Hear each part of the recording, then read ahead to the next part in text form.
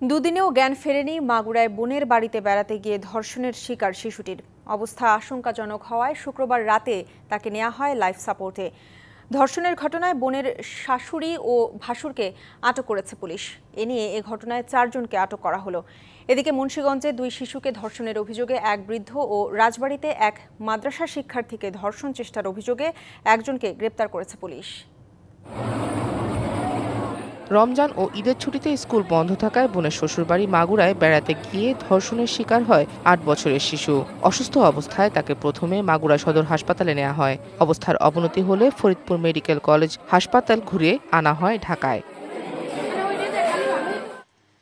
শারীরিক অবস্থার অবনতি হওয়ায় শুক্রবার রাতেই তাকে লাইফ সাপোর্টে নেওয়া হয়।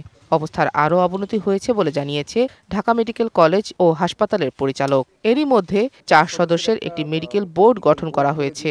বাচ্চাটার পরিস্থিতি এখন আসলে একটু খারাপের দিকেই, তাকে ভেন্টিলেটরে রাখা হয়েছে। যে এই বাচ্চার চিকিৎসার জন্য আমরা সর্বতভাবে চেষ্টা করব এবং ফ্রি অফ কস্ট তার যেসব জিনিস লাগবে ওষুধপত্র আমরা হাসপাতাল থেকে প্রোভাইড করব। এদিকে ধর্ষণের ঘটনায় শিশুটির বোনের শ্বশুর হিটু শেখ, স্বামী সজীব শেখ, শাশুড়ি ও ভাসুরকে আটক করেছে police. Colour expert, George sap এবং মাইল্ড অন হ্যান্ডস টেকনোলজি সমৃদ্ধ অরিক্স ক্রিস্টাল ওয়াশ। আপনার আজকে আমার বাস্তির সাথে হয়েছে, কালকে আরেকজনের বাস্তির সাথে হবে, ঠিক আছে, আরো আরেকজনের সাথে হবে, এরকম যাতে না হয়। এখন তার দৃষ্টান্তমূলক শাস্তি চাই। ভিকটিম পক্ষের সাথে আমাদের নিয়মিত যোগাযোগ হচ্ছে। ওনারা এজাহার দেওয়ার সাথে সাথে আমরা এজাহার নিয়ে নিব।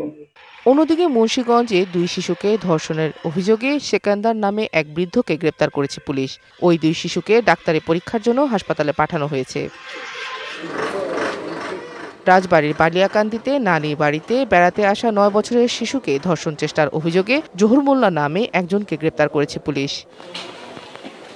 Sheikh Nigar Sultana, DBC news desk.